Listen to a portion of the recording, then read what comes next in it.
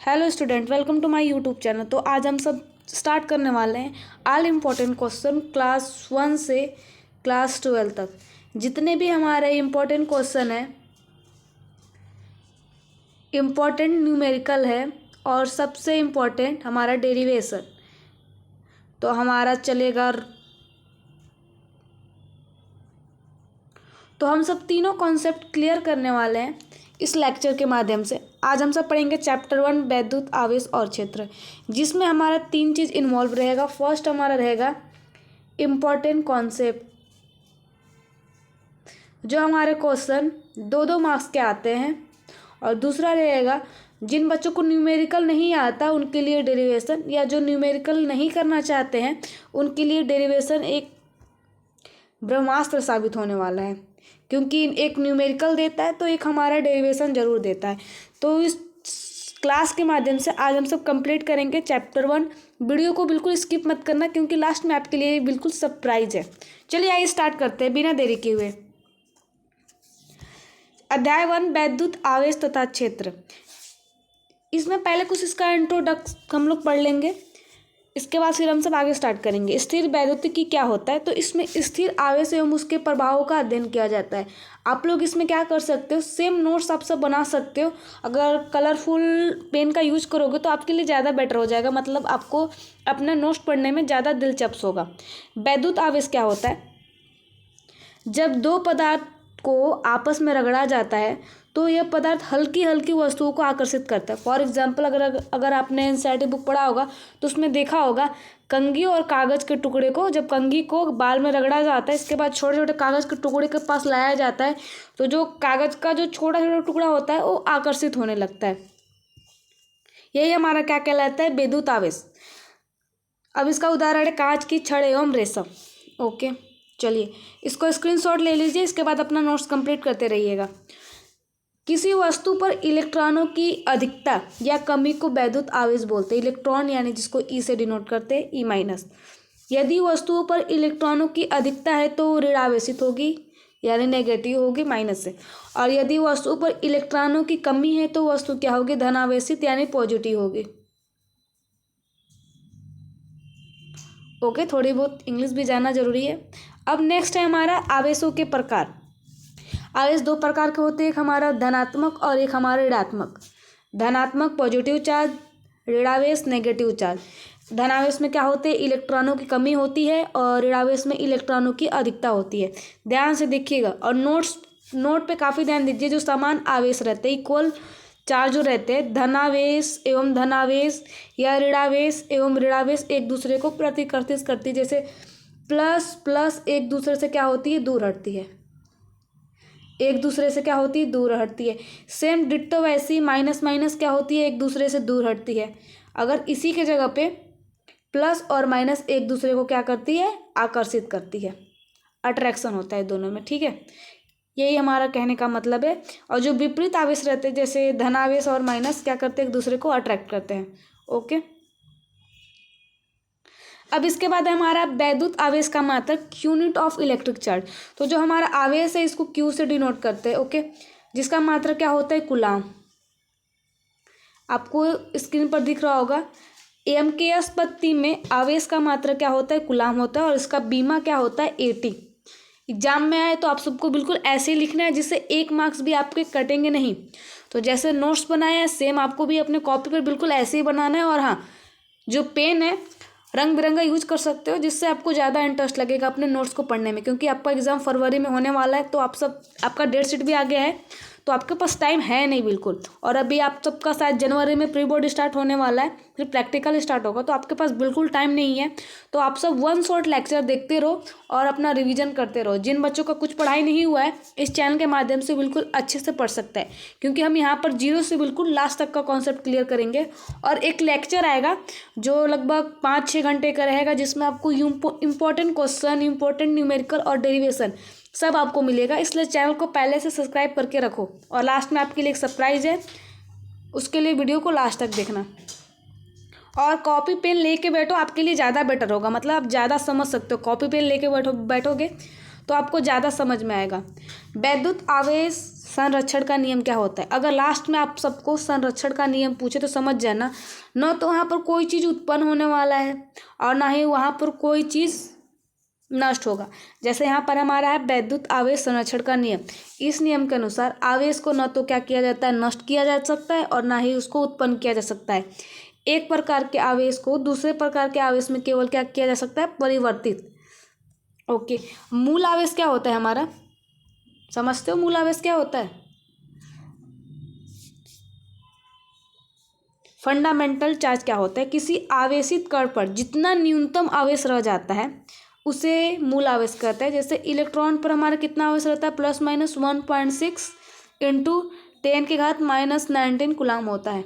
Okay, तो ये आपके न्यूमेरिकल में बहुत ज़्यादा काम करने वाले हैं, तो इसको नोट करो। ओके, अब जो हमारा नेक्स्ट है, आवेश का क्वांटीकरण या परमाणुता 1 नंबर में पूछ सकता है। ठीक है, 1 नंबर में पूछ सकता है। आवेश को अनिश्चित रूप में विभाजित नहीं किया जा सकता है। किसी आवेशित कण पर आवेश 1 electron, 2 electron, 3 electron dot dot dot हो सकता है, लेकिन इसकी भिन्न मतलब ये भिन्न के रूप में नहीं हो सकता है। जैसे भिन्न के रूप में 3/5 इस टाइप का नहीं हो सकता है, कभी नहीं हो सकता है। ऐसे ही आवेश को क्या बोलते हैं, क्वांटीकरण या परमाणुता। इसको नोट करो, इसको स्क्रीनशॉट लो, 1 नंबर में आने वाला क्वेश्चन है। और इसमें से आपको 99% आपको अपने प्री बोर्ड में क्वेश्चन सारे मिलेंगे। इसमें जितने भी इंपॉर्टेंट क्वेश्चन होने वाले हैं वो आप सबको यहाँ पर स्टार के माध्यम से पता चल जाएगा, और कितने नंबर के एग्जाम में आएगा वो भी मिल जाएगा। तो इसको ध्यान से देखते रहना, स्किप मत करना, नहीं तो फिर तुम्हारा नुकसान होना पक्का है। चलो, जो आवेश का नियम है वो 3 नंबर या 2 नंबर में आ सकता है। ठीक है, तो इसको नोट कर लो। तो कूलाम का नियम, तो कूलाम का नियम क्या कहलाता है कि जैसे देखो, देखना ध्यान से,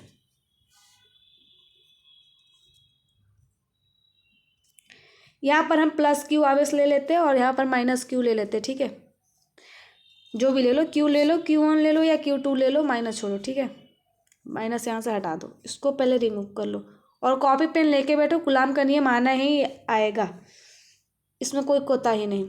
अब देखो क्या होता है इसमें, Q1 Q2। अब यहाँ से कि बीच की दूरी हम सब ले लेंगे R, जो डिस्टेंस। ओके, D से भी डिनोट होता है किसी किसी बुक में, तो कंफ्यूज होने की ज़रूरत नहीं है। तो इसमें क्या होता है, जो हमारा बल है, ध्यान से देखना, थोड़ा इधर उधर हो जाएगा, इसको ध्यान से देखना। ओके, तो जो हमारा बल है Q1 आवेश और Q2 आवेश के क्या होता है, समानुपाती होता है। Q1 और Q2 जो आवेश है, यानी ये दोनों का जो गुणनफल है F के क्या होता है, समानुपाती। ये जो चिन्ह है, ये जो चिन्ह आपको दिख रहा होगा, इसको क्या बोलते हैं, समानुपाती या अनुक्रमानुपाती बोलते हैं। इंग्लिश में इसको डायरेक्ट प्रोपोर्शनल बोलते हैं। ओके, अब जो हमारा R है वो क्या होता है, जो बल के क्या होता है, 1/r का स्क्वायर होता है, व्युत्क्रमानुपाती होता है। देखो पहले तो क्या होता है, हमारा F जो हमारा बल है वो समानुपाती होता है Q1 और Q2 के। ओके, इसको समीकरण 1 मान लो। अब समीकरण 2 मानने के लिए जो हमारा F है वो हमारे दूरी के वर्ग के व्युत्क्रमानुपाती होता है। दूरी का वर्ग, R दूरी है हमारा, वर्ग यानी स्क्वायर, R का स्क्वायर हो जाएगा, स्क्वायर को क्या बोलते हैं, वर्ग। और व्युत्क्रमानुपाती यानी अगर 1/2 1/3 जो भी हो, मान लो 1/x, तो हमारा क्या होता है, व्युत्क्रमानुपाती होता है इस टाइप का। ओके, समानुपाती गुणनफल का होता है, अगर डिवाइड हो तो ये व्युत्क्रमानुपाती हो जाता है। तो ये हमारा समीकरण 2। अब जब समीकरण और 1 2 को जब इक्वल करोगे तो यह बराबर हमारा हो जाएगा Q1 Q2, सॉरी यहाँ पर चिन्ह रहेगा वैसा, R²। और जब ए चिन्ह हमारा जब हटेगा, ठीक है, जब ए चिन्ह जब क्रॉस होगा, नष्ट होगा, तो हमारा F बराबर के Q1 Q2 R², जहाँ पर के हमारा क्या है, परावैद्युतांक है, जिसका मान 1/4πε0 होता है। आप इसको नोट मत करना, इसका नोट्स है, आप यहाँ से लिख सकते हो। ओके, तो कन्फ्यूज होने की देर नहीं, बिल्कुल वही जो हमने बताया वही सब है। इस नियम के अनुसार दो स्थिर बिंदु आवेशों के बीच लगने वाला वैद्युत बल, आकर्षण या प्रतिकर्षण, उन आवेशों के परिमाणों के गुणनफल के अनुक्रमानुपाती तथा उनके बीच की दूरी की क्या होती है, वर्ग के व्युत्क्रमानुपाती। वही हमारा यहाँ पर डायग्राम एग्जाम में बनाना बिल्कुल मत भूलना, अगर ज़्यादा से ज़्यादा नंबर गेन करना है तो। यह समानुपाती Q1 Q2, वही हमारा इक्वेशन 1 और इक्वेशन 2। अब जब इक्वेशन 1 2 को जब किया जाए तो हमारा K आता है। अब K का मान क्या होता है, 1/4πε0। इसको क्या बोलते हैं, ε0 बोलते हैं। और ε0 क्या होता है, वायु या निर्वात की वैद्युतशीलता। ओके, यहाँ तक समझ में आ गया। इसका समरी भी करेंगे हम सब लास्ट में, तो टेंशन मत लेना अगर समझ में नहीं आया होगा तो लास्ट में आ जाएगा। ओके, तो हमारा जो F बराबर हमारा जो भी आ गया, ये हमारा समीकरण 3। ओके, पुनः वायु अथवा निर्वात के लिए K का मान जो हमने पढ़ा भी 1/4πε0, इसका जब गणितीय रूप करोगे 1/4, अब इस पाई का मान आपको 3.14 रखना है। और ε0 का मान क्या होता है,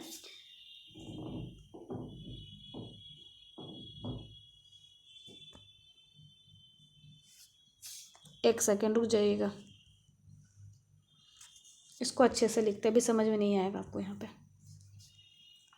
पहले इसको देख लो, फिर इसका मान हम सब क्लियर करते हैं। पहले देखो, जो K का मान होता है 1/4πε0 होता है। तो पाई का मान आपको क्या रखना है, 4 × 3.14। अब ε0 का मान होता है 8.85, 10⁻⁻12 या +12, एक बार देख लेना। अब जब दोनों को जब -12 ही होता है, तो जब इसका आप सब गुणा करोगे, ठीक है, तो हमारा मान इतना ही आ जाएगा, 9.0 × 10⁹। K का मान यही होता है। तो आप सब कंफ्यूज मत होना, ऐसे यहाँ से निकाल सकते हो, या तो याद कर लो, वो भी ज़्यादा बेटर रहेगा, या तो समझ लो, ज़्यादा समझने में टाइम लगेगा नहीं। K बराबर हमारा क्या होगा, 9.0 10⁹। न्यूमेरिकल में बहुत यूज होने वाला है। ओके, अब इसका मात्रा क्या होता है, न्यूटन मीटर स्क्वायर प्रति कूलम स्क्वायर, बिल्कुल वही फार्मूले से बन जाएगा हमारा। तो F बराबर हमारा K के जगह पे हम सब क्या रख देंगे, 9 × 10⁹ Q1 Q2 r²। यदि दोनों बिंदु आवेश किसी कुचालक माध्यम, जैसे कुचालक माध्यम क्या होता है, कुचालक और सुचालक आपने पढ़ा होगा क्लास 7 8 में पढ़ा होगा। कुचालक क्या होता है, जिसमें विद्युत प्रवाह नहीं होता है, जैसे लकड़ी सब हो गया। और सुचालक क्या होता है, जिसमें विद्युत प्रवाह होता है, वो हमारा क्या होता है, सुचालक। तो वही कुचालक माध्यम, जैसे कागज, मोम, कांच में स्थित, तो वही हमारा हो जाएगा Fn बराबर 1/4πε0 K, जहाँ पर हमारा पैरा वैद्युत माध्यम का परावैद्युतांक है, समीकरण 4। ओके, तो कूलाम के नियम में आपको क्या क्या लिखना है, ध्यान रखें। यहाँ से पूरे टॉपिक को उठाना है और इसके बाद फिर आपको यहाँ तक लिखना है। पूरा यहाँ तक भी लिखोगे तो आपको फुल में फुल मार्क्स मिल जाएंगे, कोई दिक्कत नहीं है, ठीक है। अब समीकरण 3 4 को जब ऐड किया जाता है तो F बराबर F/m, तो ये हमारा जब दोनों का F बराबर जो आया हमारा दोगे F/m में बस एक अंतर है कि यहाँ पर K है। अब जब रखोगे तो क्या हमारा हो जाएगा, इससे कैंसिल, सिर्फ हमारा K बचेगा। ओके, तो इतना तो आता ही होगा। अब चलो इसके बारे में थोड़ा जानकारी ले लेते हैं। ε0 का आंकिक मान, मात्रक तथा बीमा सूत्र। तो इसका मान देख सकते हो 8.85 × 10⁻⁻12 कूलम स्क्वायर प्रति न्यूटन मीटर स्क्वायर है। अब इसका जो बीमा सूत्र होता है, कूलम स्क्वायर का आपने बीमा देखा होगा, या न्यूटन का बीमा और मीटर का जब बीमा निकालोगे तो वही हमारा ε0 का बीमा सूत्र निकलेगा। ओके, क्लास 11th में हमारा बीमीय सूत्र था, चैप्टर 1 और 2 में ही बीमा के बारे में बताया गया था। अगर जिन्होंने पढ़ा होगा ठीक है, नहीं पढ़ा होगा तो इससे निकाल सकते हो फार्मूला से। ओके, तो इसका बीमा जैसे देखो, कूलम स्क्वायर प्रति न्यूटन मीटर स्क्वायर, तो जब तीनों का बीमा सूत्र आप सब निकालोगे तो यही बीमा आएगा हमारा m-1 l-3 T4 और a²। किसका है, मीटर का है, ठीक है। तो इसको इरेज करते हैं, इसके बाद फिर नेक्स्ट देखते हैं हम सब।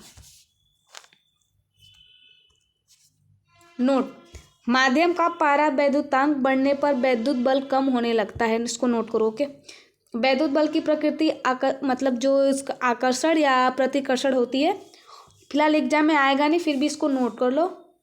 मतलब अगर आप सबके लिए कूलम का नियम अगर 3 नंबर में आ जाए तो ये सब लिख दोगे तो आप सबको एक भी नंबर कटने वाला है नहीं। ओके, यदि दोनों आवेशित कण का परस्पर स्पर्श कराकर हटा लिया जाए तो दोनों पर आवेश की मात्रा समान होती है, Q1 = Q2। यदि दोनों आवेश के बीच का माध्यम कोई धातु हो तो के बराबर हमारा क्या, इसको बोलते हैं इन्फानाइट बोलते हैं, इसको क्या बोलते हैं इन्फानाइट होने के कारण उनके बीच आरोपित बल क्या हो जाता है, शून्य, जीरो हो जाएगा।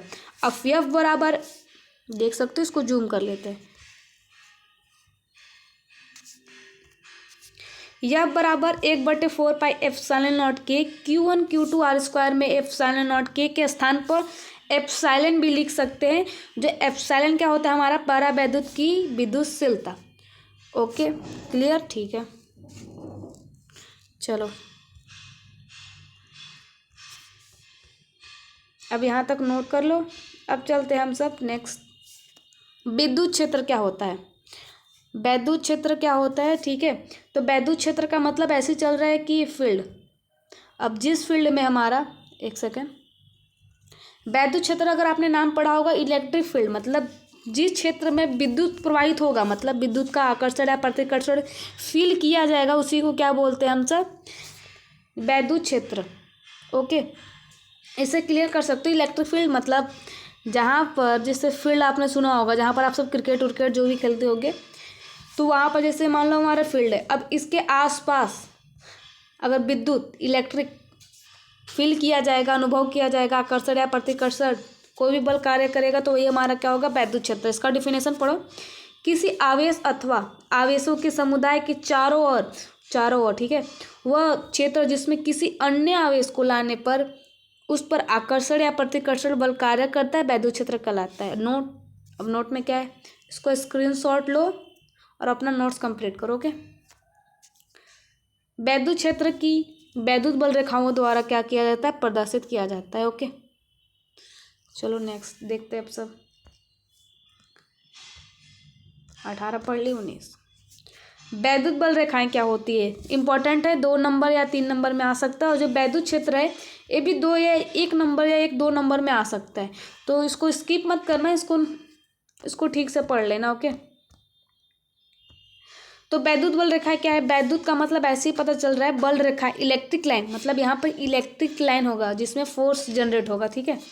अब देखो क्या होता है, वैद्युत बल रेखाएं वैद्युत क्षेत्र में खींचा गया हुआ काल्पनिक, वैद्युत क्षेत्र में कोई काल्पनिक पृष्ठ जब खींचा जाता है तो उससे जो लाइन क्रॉस होती है उसी को क्या बोलते हैं हम सब, वैद्युत बल रेखाएं। इस पर डिफिनेशन आप सब खुद से भी लिख सकते हो, समझना है बस, रटना उठना नहीं है, बस समझने की कोशिश करो। फिलहाल मुझे पढ़ाने का उतना एक्सपीरियंस तो नहीं है, फिर भी आप सब समझ सकते हो। वैद्युत बल रेखाएं वैद्युत क्षेत्र में खींचा गया काल्पनिक एवं निष्कोण वक्र जो उस स्थान पर क्या करता है, वैद्युत क्षेत्र का अविरल मतलब प्रदर्शन करता है। जैसे देख सकते हो यहाँ पर धनावेश की वैद्युत बल रेखाएं, ऋणावेश की वैद्युत बल रेखाएं और धनावेश एवं ऋणावेश दोनों की बल रेखाएं आप साथ में देख सकते हो। एग्जाम में बिल्कुल डायग्राम ऐसी आप सबको बना के आना है, तो प्रैक्टिस करते रहना, आपके लिए ज़्यादा बेटर रहेगा। यहाँ तक क्लियर हुआ? ओके, अब हमारा वैद्युत बल रेखाओं के गुण जब लिखोगे तो एग्जाम में आप वैद्युत बल रेखाओं का तो आपने डिफिनेशन मान लो लिख लिया, ठीक है। अब आप सबको इसके साथ ए भी लिखना है, क्योंकि 2 नंबर में आप सब 2 लाइन लिखोगे, 1 नंबर देके किनारे कर देगा। अगर आप सब अच्छे से लिखोगे, कॉन्सेप्ट एक बिल्कुल क्लियर लिखोगे, तो आपको फुल में फुल मार्क्स देगा। इसलिए सारे नोट्स आप सबको इस वीडियो में जितने भी बताए जा रहे हैं सारे नोट्स कंप्लीट करो और अपनी तैयारी को बेहतर बनाओ। लास्ट में आपके लिए सरप्राइज तो है ही, जिससे आप सबको थोड़ा बहुत कम मेहनत करना पड़ेगा। वैद्युत बल रेखाओं के गुण, ठीक है। तो वैद्युत बल रेखा क्या करती है, आपने थोड़ी देर पहले देखा जो हमारा प्लस और माइनस, ठीक है, प्लस माइनस का इस टाइप का देखा आपने, तो क्या कहलाती है, धनावेश से मिलकर वक्र बनाते हुए ऋणावेश पर जाकर समाप्त होती है। और सेकंड है कि जब जाती है वैद्युत बल रेखाएं कभी एक दूसरे को नहीं काटती है, अगर काटेगी तो कटान बिंदु पर एक स्पर्श रेखा होगी, अर्थात वैद्युत बल की 2 दिशाएं होगी, जो कि असंभव है। वैद्युत बल रेखाओं के आसपास होना प्रबल वैद्युत क्षेत्र की तथा वैद्युत बल रेखाओं का दूर दूर होना दुर्बल बल रेखाओं को प्रदर्शित करता है। मतलब जो वैद्युत बल रेखाएं अगर पास पास हो तो प्रबल होंगी, अगर दूर दूर हो तो दुर्बल होगी। जैसे आपके भाई है, अगर आपके भाई आपके पास है तो आपके पास मतलब बल होगा, और अगर दूर दूर हो तो इम्पॉसिबल है, मतलब थोड़ा दुर्बल हो जाओगे। ऐसे अपने दैनिक जीवन में जोड़ के थोड़ा बहुत लर्न कर सकते हो, इसमें कोई दिक्कत नहीं है। 21 प्रश्न एक हमारा, वैद्युत बल रेखाओं एवं चुंबकीय बल रेखाओं में क्या अंतर है। 1 नंबर में क्वेश्चन पूछा जाता है। तो अति लघु क्वेश्चन में 1 नंबर का पूछा जा सकता है। वैद्युत बल रेखाएं धनावेश से मिलकर वक्र बनाते हुए ऋणावेश पर जाकर समाप्त हो जाती है। धनावेश से वक्र बनाकर ऋणावेश पर जाकर क्या हो जाती है, समाप्त हो जाती है। इस प्रकार वैद्युत बल रेखाएं बंद वक्र नहीं बनाती है। चुंबकीय बल रेखाएं एक बंद वक्र बनाती है। ओके, इस कॉन्सेप्ट को क्लियर करो। परीक्षण आवेश क्या होता है, ये भी 1 नंबर पूछा जा सकता है। ऐसा एग्जाम में होता है कि आपने जो क्वेश्चन पढ़ा नहीं है वही क्वेश्चन 1 नंबर में दे देता है, जो लगता है पढ़ा ही नहीं है, बट छोटे छोटे चीज़ रहते हैं जो इसी चैप्टर से उठाए दिए रहते हैं, जो हम सब पढ़े नहीं रहते हैं। इसको स्किप मत करना, परीक्षण आवेश, ठीक है, एग्जाम में आएगा ही आएगा। और हम सब जो हमारा जो ऑब्जेक्टिव क्वेश्चन रहेगा उसका भी एक लेक्चर आएगा जो हमारे 5 नंबर का रहता है। ओके, तो उसका भी वीडियो आएगा, ज़्यादा नहीं रहेगा, आधा घंटा का रहेगा, उतना में हम सब 5 नंबर तो क्लियर कर ही लेंगे। जो जो सारे इंपॉर्टेंट अति लघु क्वेश्चन रहेंगे, तो चैनल को सब्सक्राइब कर लेना। ओके, परीक्षण आवेश क्या होता है, बहुत ही छोटा आवेश जो स्थान पर वैद्युत क्षेत्रों को प्रभावित ना करे, परीक्षण आवेश कहलाता है। Test charge. ओके, पर टेस्ट मतलब इसको सिर्फ टेस्ट करते हैं, तब परीक्षण करते हैं। ओके, 22 वैद्युत क्षेत्र की तीव्रता बहुत इंपॉर्टेंट है, 3 नंबर का। ओके, इसको बिल्कुल स्किप मत करना। वैद्युत क्षेत्र की तीव्रता क्या होती है, वैद्युत क्षेत्र में एकांक परीक्षण आवेश पर लगने वाला वैद्युत बल को क्या बोलते हैं, मतलब एकांक आवेश जैसे प्लस क्यू है, ठीक है, उस पर अगर लगने वाला वैद्युत बल, उसी को क्या बोलते हैं हम सब, वैद्युत क्षेत्र की तीव्रता बोलते हैं। इसको ई से डिनोट करते हैं, ई से प्रदर्शित करते हैं। और इसका फार्मूला क्या होता है, ई बराबर एफ बटे क्यू नॉट, जहाँ पर एफ हमारा बल है और क्यू नॉट क्या है, हमारा आवेश है। मात्रा क्या है देख सकते हो, न्यूटन प्रति कूलाम। ओके, इसका बीमा भी देख सकते हो, न्यूटन का बीमा होता है m/L/t-2 और कूलाम का मात्रक होता है at। तो ये हमारा इसका बीमा सूत्र बन गया और ये सदिश राशि है।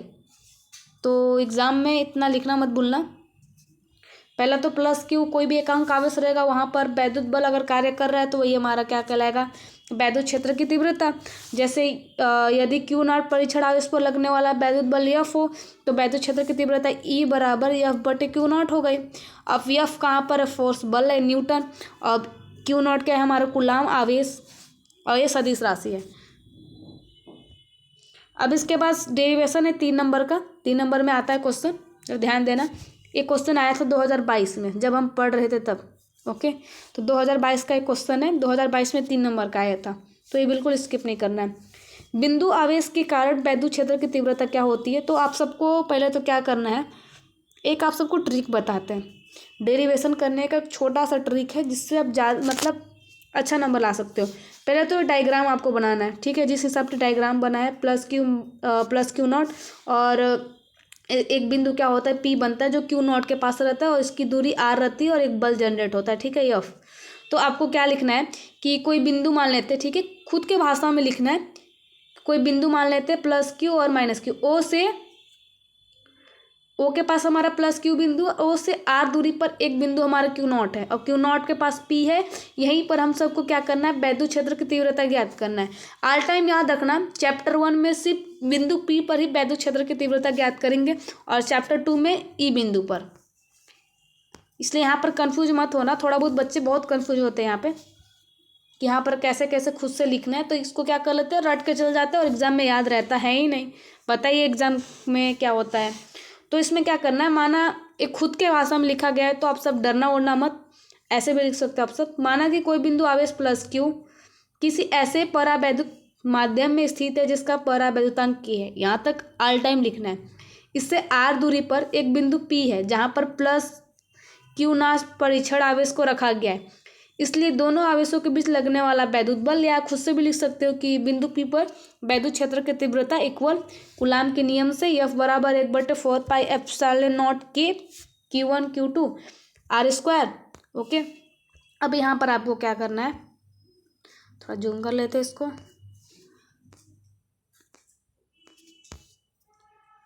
ठीक है, तो यहाँ पर आपको क्या करना है, यह बराबर हमारा हो जाएगा 1/4πε0 के Q1 Q0 और स्क्वायर, और जो हमारा क्यू नॉट है, ठीक है, क्यू नॉट जब यहाँ से यहाँ आ जाता है तो हमारा क्या हो जाता है 1/4πε0 के Q/R²। एक इसका फार्मूला ई का कुछ देर पहले हम सब ने पढ़ा था, वैद्युत क्षेत्र की तीव्रता, तो इसके जगह पे हम सब ई रखेंगे और 1/4πε0 के Q/R²। अब के बराबर हमारा एक वन ही होता है। आर डेरिवेशन में के बराबर हमारा वन ही होगा, इसको नोट करके रख लेना। तो के की जगह पे जब वन रखोगे तो सिर्फ क्या आपके पास बचेगा, ई बराबर 1/4 पाई एप्सिलॉन नॉट कि क्यू बटे आर स्क्वायर।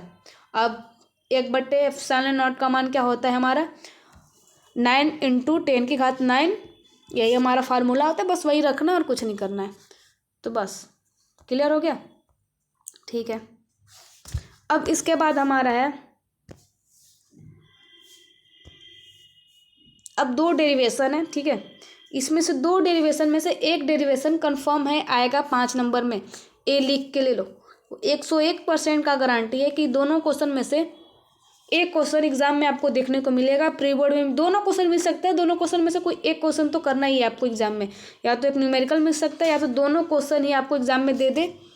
प्री बोर्ड में भी मिल जाएगा आपको, तो प्री बोर्ड का तो उतना टेंशन नहीं है, क्योंकि वो तो कॉलेज में स्कूल में ही कॉपी चेक होने वाला है। आपको टेंशन होगा बोर्ड एग्जाम का। तो दोनों क्वेश्चन में से एक क्वेश्चन आएगा ही आएगा, टेंशन मत लेना। बिल्कुल यहाँ पर एग्जाम से पहले पेपर लीक होने वाला है, टेंशन मत लो, सारा क्वेश्चन फंसेगा। वैद्युत द्विध्रुव आघूर्ण के कारण वैद्युत क्षेत्र की तीव्रता अक्षीय स्थिति या अनुदैर्ध्य स्थिति, और दूसरा है हमारा निरक्षीय स्थिति या अनुप्रस्थ स्थिति। तो हम सब पहले अक्षीय स्थिति के बारे में ज्ञान लेंगे। ओके, तो अक्षीय स्थिति क्या होता है, एक यहाँ पर देख सकते हो बिंदु ए पर हमारा आवेश है -q, और इससे कुछ दूरी पर बिंदु बी के पास हमारा क्या है +q। ये जो यहाँ पर L दिख रहा है 2L, ये दूरी है हमारा। ओके, अब दूरी यहाँ पर 2L कैसे, यहाँ पर R दूरी क्यों नहीं है, क्वेश्चन आता है माइंड में कि यहाँ पर कूलाम का नियम फलाना जो भी है, यहाँ पर R क्यों नहीं है। इससे पहले जो डेरिवेशन किया था उसमें उसकी डिस्टेंस R थी। तो पहले आप सब थोड़ा बचवा लोग ध्यान देना, यहाँ पे वैद्युत द्विध्रुव आघूर्ण है। ओके, तो वैद्युत द्विध्रुव आघूर्ण का फॉर्मूला आपने देखा होगा कि वहाँ पर क्या होता है, P बराबर 2QL होता है। अब 2QL कैसे है, जिन बच्चों ने पढ़ा है अभी थोड़ी देर पहले, नहीं पढ़ा है तो आप सब जाके देख सकते हो फिर से। ओके, नहीं देखा है तो कोई बात नहीं, यहीं पर हम सब जान लेते हैं। वैद्युत जो द्विध्रुव आघूर्ण का फार्मूला 2QL होता है। अब 2L दूरी होता है इसका, जैसे यहाँ पर L लिया गया, ठीक है। तो अब यहाँ से E2 और एक हमारा E1 वैद्युत क्षेत्र की यहीं पर तीव्रता है बिंदु P के पास ज्ञात करनी है। कैसे ज्ञात करनी, चलिए आइए जानते हैं। उतना इसके डायग्राम पे भी ध्यान मत दो, पहले इसका कॉन्सेप्ट पढ़ लो, ठीक है। तो पहले तो आपको हमेशा लिखना है कि माना एक वैद्युत द्विध्रुव AB, बिंदु AB है। ओके, अब इस ए ऐसे परावैद्युत माध्यम से स्थित है, जहाँ पर परावैद्युतांक K है। इसके मध्य बिंदु O से R दूरी पर, O से R दूरी पर एकदम P बिंदु स्थित है, ठीक है। P बिंदु कहाँ स्थित है, यहाँ पर स्थित है, देख सकते हो। इसको इरेज कर लेते हैं, ठीक है। अब यहाँ से O से R दूरी पर, ठीक है, यहाँ पर O है हमारा, ध्यान देना, यहाँ पर हमारा O है, एक सेकेंड, यहाँ पर हमारा O है, O से R दूरी पर एक बिंदु P स्थित है। ओके, यहीं पर हम सबको वैद्युत क्षेत्र की तीव्रता ज्ञात करनी है। यहीं P बिंदु P जहाँ वैद्युत क्षेत्र की तीव्रता ज्ञात करनी है। अब +Q आवेश के कारण बिंदु P पर वैद्युत क्षेत्र की तीव्रता E1 बराबर हमारा क्या हो जाएगा, 1/4 pi epsilon not Q R - L square. Disha B से P की ओर, देख सकते हो, अगर समझ में ना है तो ऐसे देख सकते हो, दिशा P से B की ओर। ओके, इसको इरेज कर लेते फिर थोड़ा देखते हैं। P से B की ओर L - R, और E2 में कौन सा लगेगा हमारा, R + L। तो इतना थोड़ा सा लॉजिक लगा लो, R + L E2 में। ओके, -Q आवेश के कारण बिंदु P पर वैद्युत क्षेत्र की तीव्रता दिशा P से A की ओर क्या है हमारा, 1/4 pi epsilon not K Q बटे R + L स्क्वायर, इक्वेशन 2। ज़्यादा कुछ नहीं करना है, बिल्कुल सिंपल है, कुछ नहीं करना है। जो हमारे E1 है वो थोड़ा बड़ा है E2 से, ठीक है। E1 क्या है, E2 से बड़ा है, ध्यान रखना। तो E बराबर हमारा हो जाता है E1 - E2। तो पहले E1 का फार्मूला इस पर रख लेना, फिर E2 का फार्मूला रख लेना। अब जब दोनों का जब फार्मूला रख लोगे आप सब, इसलिए बोलते कॉपी पेन लेके बैठो तो थोड़ा जल्दी समझ में आएगा। जब E का फार्मूला यहाँ पे रखोगे और E2 का फार्मूला रखोगे तो इसमें से Q/4 pi epsilon not K हमारा क्या हो जाएगा, बाहर हो जाएगा, मतलब कॉमन हो जाएगा। तो हमारा बचेगा 1/R - L square minus 1/R + L square. तो क्या हो जाता है, ये आपने इसका LCM ले लेना, ठीक है। इसके बाद जब दोनों का जब हर बराबर किया जाएगा या एलसीएम ले लेना, ठीक है, तो बिल्कुल यही होने वाला है हमारा। जब आर प्लस यल स्क्वायर का गुणा इधर हो जाएगा और आर माइनस यल स्क्वायर का गुणा इस दोनों में हो जाएगा, तो हमारा क्या बचता है, जब इसको फॉर्मूले के हिसाब से खोल दोगे, कौन से फॉर्मूले, इसको भी लिख देते हैं यहाँ पर, don't worry. A plus B square और ए माइनस बी स्क्वायर का फॉर्मूला यहाँ पर लगने वाला है। तो हमारा ए प्लस बी स्क्वायर का फार्मूला क्या होता है, हमारा A square B square plus 2ab, वही फार्मूले पे लिखा है are square plus L square plus 2rl, और माइनस में क्या होता है are square plus L square minus 2rl, और लास्ट में हमारा ये फार्मूला आ जाएगा। ओके, अब ये फार्मूला कैसे हो जाएगा, जैसे एक फार्मूला देख लो छोटा सा, ए प्लस बी स्क्वायर का फार्मूला क्या होता है हमारा, A square plus B square plus 2ab। Okay, अब यहाँ पर ए माइनस बी स्क्वायर का फार्मूला क्या हो जाएगा, A square plus B square minus 2ab। अब हमारा पर A square minus B square का फार्मूला क्या हो जाता है हमारा, ए प्लस बी और ए माइनस बी। ये 3 फार्मूला इस पर यूज होने वाला है, तो इसको नोट करके रख लेना, एग्जाम में आएगा 5 नंबर में, भूलना मत, इसलिए फार्मूला ध्यान देना, स्किप मत करना। ओके, चलो ठीक है। अब इस फार्मूले को लिखने के बाद आप सबको यहाँ पर क्या करना है, बस फार्मूले को रख दोगे। इसके बाद जो हमारा यल है, पहले तो जो कटता है पहले उसको काट लो, यल स्क्वायर से माइनस यल स्क्वायर कट रहा है, आर स्क्वायर से प्लस आर स्क्वायर कट रहा है, सिर्फ बचेगा हमारा 4rl बट्टे r square minus l square का होल स्क्वायर। तो जो यल है वो सबसे छोटा है, मतलब इसको नगण्य मान लेते हैं, ठीक है। यल के जगह पे आप सब ए भी रख सकते हैं, तो कोई दिक्कत नहीं है, किसी किसी बुक में आपको ए भी मिलेगा, तो अगर बुक खोल के बैठे होगे तो थोड़ा सा कंफ्यूज मत होना, पहले क्लियर कर दे रहे। ओके, तो यल स्क्वायर को क्या मान लेते हैं, नगण्य मान लेते हैं, मतलब मान लेते हैं कि आर के सामने बिल्कुल छोटा है। तो हमारा ई बराबर 1/4πε0 के 4rl आर स्क्वायर माइनस 0, तो 0 हो जाएगा, सिर्फ बचेगा हमारा आर स्क्वायर। अब आर स्क्वायर से एक आर कैंसिल कर दोगे तो हमारा बच जाएगा यहाँ पे 1/4πε0 के 2q + 2l। अब 2qpl कैसे आए उसको क्लियर कर लो, इसके बाद कुछ करना। ओके, तो यहाँ पर आपको p बराबर अपने देखा होगा, ठीक है, 2ql होता है, तो 2ql के जगह पे यहाँ पर हमारा p आ जाएगा। ओके, अब यहाँ पर आपने एक दिखा होगा कि यहाँ पर लिखा होगा आर स्क्वायर का स्क्वायर, तो यहाँ पर हमारा हो जाएगा r4 में जब r से r कटेगा तो हमारे यहाँ बचेगा r3। तो आप सब देख सकते हो p बराबर क्या होता है हमारा 2ql। फिर से आप सब एक फार्मूला देख लो, p बराबर 2ql, वैद्युत द्विध्रुव का फार्मूला है। ओके, वैद्युत द्विध्रुव आघूर्ण या वैद्युत द्विध्रुव आघूर्ण का देख सकते हो। ओके, p बराबर हमारा क्या हो जाता है 2ql। तो कुछ नहीं करना, k बराबर फिर 1 कर देना, लास्ट में सिर्फ हमारा क्या बचेगा, e बराबर 1/4πε0 2pr3।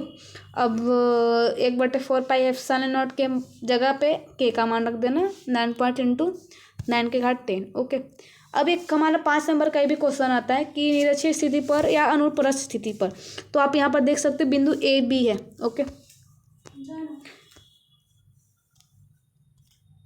पहले इसको क्लियर कर लो। ओके, तो यहाँ पर देख सकते हो बिंदु ए और बिंदु बी, ए पर हमारा -q आवेश है और बी पर +q आवेश है, वही आप सबको बस लिख देना है। ओके, ए से बी की दूरी कितनी है हमारा 2l है, और यहाँ से ओ से r दूरी पर एक बिंदु P है, यहीं पर हम सबको क्या करना है, वैद्युत क्षेत्र की तीव्रता ज्ञात करनी है। पहले कुछ नहीं लिखना है, आप सबको ऐसे ही लिखना है कि बिंदु ए पहले माना ए बी, ठीक है। अब ए बी पर हमारा +q आवेश है और ए पर हमारा -q आवेश है, और दोनों की दूरी क्या है 2l है। अब बिंदु ओ से r दूरी पर एक बिंदु हमारा PC थे, जहाँ पर हम सबको क्या करना है, वैद्युत क्षेत्र की तीव्रता ज्ञात करनी है।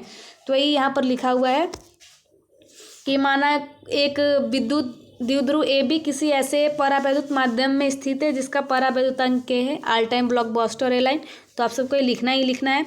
इसके मध्य बिंदु ओ से लंब, यानी इधर से लंब जा रहा है ना, आर दूरी पर एक बिंदु P स्थित है, जहाँ पर हम सबको वैद्युत क्षेत्र की तीव्रता ज्ञात करनी है। तो +q आवेश के कारण बिंदु पर वैद्युत क्षेत्र की तीव्रता E1 बराबर 1/4πε0 q। अब रूट में r² + l² r² कैसे आया, तो इसको देख सकते हो। आपको अगर ट्रिग्नोमेट्री आता होगा तो आप सब समझ सकते हो, ज़्यादा टाइम नहीं लगेगा, ठीक है। थोड़ा टाइम लगेगा तो थोड़ा देख लो, 2 मिनट का काम है, समझ लो।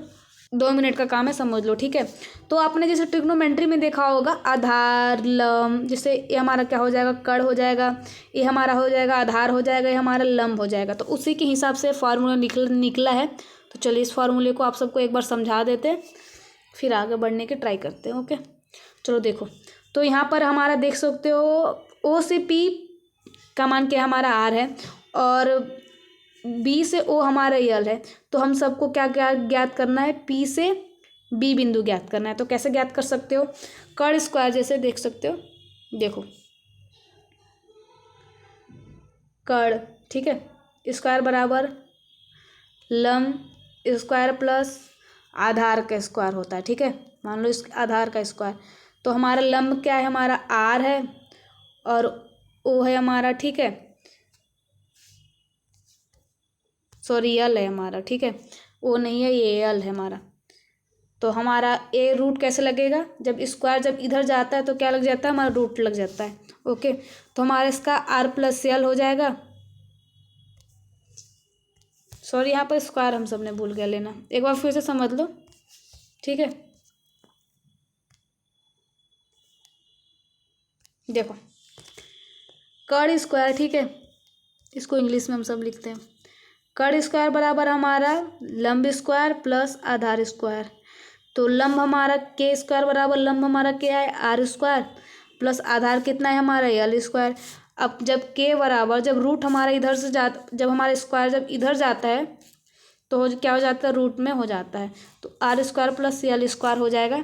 तो सेम यही यहाँ पर लिखाएगा। ओके, बिल्कुल आप सबको ऐसे ही निकालना है, तो डरना नहीं है, सेम ऐसे ही डिट्टो इसका भी निकालना है। जूम क्यों नहीं हो रहा, एक सेकंड इसको जूम कर लेते हैं, ठीक है। तो सेम आपको भी ऐसा ही करना है, इसमें भी हम सबको क्या ज्ञात करना है, यहाँ पर पी से ए की दूरी ज्ञात करनी है। तो इसका मान यल है, इसका मान आर है, तो सेम मान वही आएगा, रूट में आर स्क्वायर प्लस यल स्क्वायर। देख लो, इसको बोलते, इस टाइप के चिन्ह को बोलते हैं कर्ण, इसको बोलते आधार, इसको बोलते हैं लंब। ध्यान रहे, जिन बच्चों को नहीं मालूम वो क्लियर कर लो। ओके, तो दोनों का मान हमारा निकल गया। अब इसको थोड़ा सा, चलो ठीक है, अब समझो। अब दोनों का मान हमारा हो गया, समीकरण 1 और 2 हो गया। दिशा देख सकते हो, बी पी की ओर, बी पी की ओर, और क्या हमारा पी से ए की ओर इसमें। ओके, तो E1 व E2 को लंबवत व क्षैतिज घटकों में जब बांटा जाता है तो जो हमारा साइन थीटा है ये सब कैंसिल हो जाता है। तो हमारा बचता है cos theta, E1 cos theta और E2 कॉस थीटा, ठीक है। तो उसके बारे में हम सब करेंगे।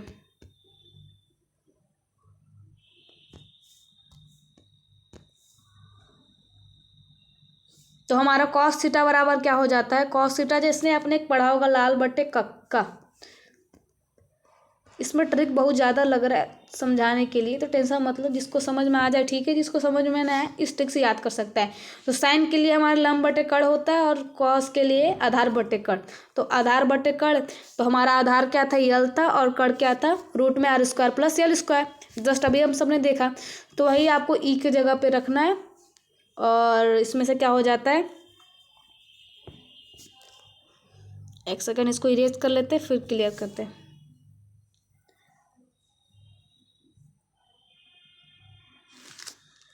इसको जूम कर लो। ओके, अब समझो, ई बराबर हमारा क्या हो जाएगा, E1 का फार्मूला हम सब यहाँ पर लिखेंगे। ओके, E1 का फार्मूला लिखने के बाद E2 का फार्मूला लिखेंगे।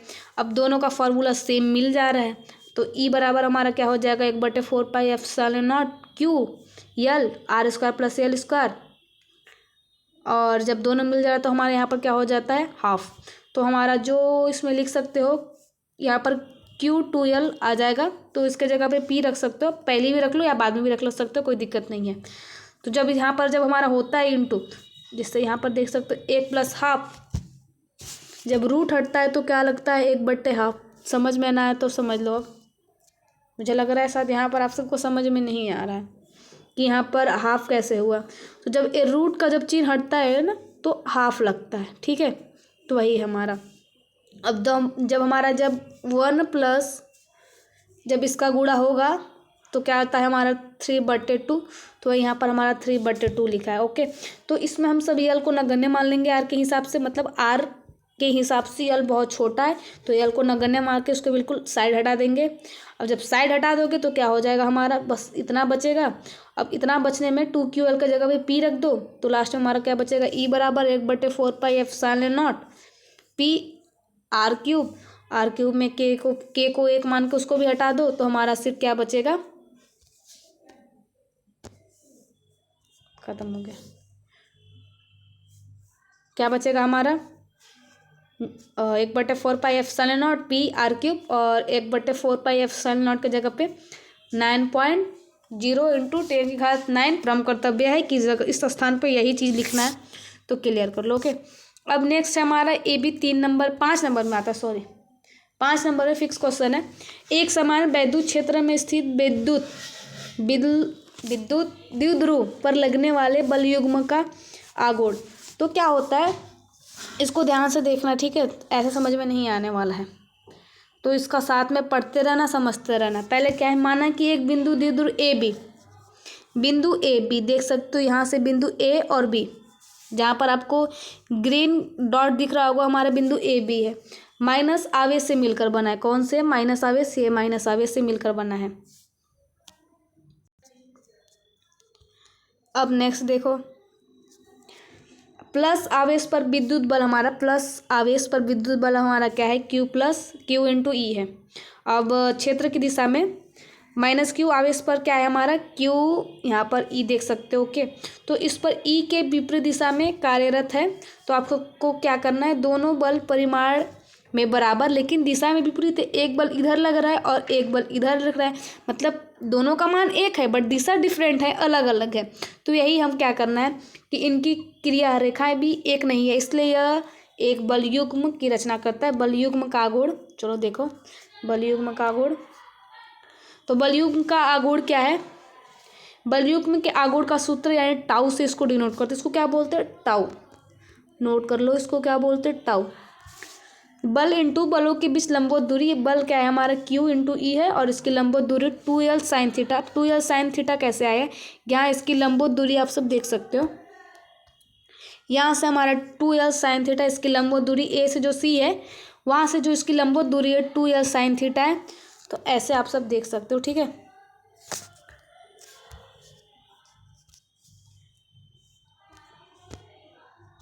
ठीक, यहाँ तक क्लियर हुआ। अब 90 डिग्री पे इसको देख सकते हो, तो हमारा क्या हो जाता है, PE sin 90 डिग्री। ओके, तो ज़्यादा घबराना मत, एग्जाम में आ सकता है और नहीं भी आ सकता है। 5 नंबर में आएगा या 5 नंबर में क्वेश्चन आएगा अगर आएगा तो, ठीक है। अब बल युग्म का आघूर्ण क्या होता है, बल युग्म का आघूर्ण आपने जस्ट अभी पढ़ा, वही है और कुछ नहीं है, टाउ बराबर P। सबसे इम्पोर्टेंट क्वेश्चन 5 नंबर में, जैसे वैद्युत फ्लक्स आपको पूछ दिया एग्जाम में, उसके साथ आपको एक न्यूमेरिकल देगा ही देगा, इतना ध्यान रखना। अगर वैद्युत फ्लक्स पूछा 5 नंबर में, ऐसे 2 नंबर में पूछेगा तो कोई दिक्कत नहीं, आप सब लिख सकते हो। 5 नंबर में पूछा तो एक न्यूमेरिकल जरूर रहेगा, जो कि जिसका एकदम सिंपल फार्मूला ये इसी पर देगा और किसी पर नहीं देने वाला। ओके, तो वैद्युत फ्लक्स की अवधारणा क्या है, जैसे वैद्युत फ्लक्स वैद्युत क्षेत्र का गुण होता है। किसी वैद्युत क्षेत्र में कोई काल्पनिक पृष्ठ पर वैद्युत फ्लक्स उस पृष्ठ से जब गुजरता है तो उसकी जो बल रेखाओं की जो संख्या के माप होती है वही हमारे क्या कहलाती है, वैद्युत फ्लक्स, जिसको φE से डिनोट करते हैं। ओके, तो वैद्युत फ्लक्स की जो परिभाषा होती है, माना किसी बिंदु क्षेत्र पर, ए बिंदु क्षेत्र E कोई लघु क्षेत्रफल DA है, तो यही हमारा लघु क्षेत्र DA है, जिसको अगर आपने किसी लेक्चर या वीडियो में देखा होगा तो इसको अल्फांस बोलते हैं, या तो बुक में भी इसको अल्फांस बोलते हैं। ओके, तब E वेक्टर, इसको वेक्टर बोलते हैं, ठीक है। E वेक्टर डॉट, या इसको इंटू भी बोल सकते हो, ठीक है। DA वेक्टर के अदिश गुणन को क्षेत्रफल DA के गुजरने वाला वैद्युत फ्लक्स यही होता है, देख सकते हो। चलो इसको देखते हैं अच्छे से, हमसे पहले इसको इरेज कर लेते हैं।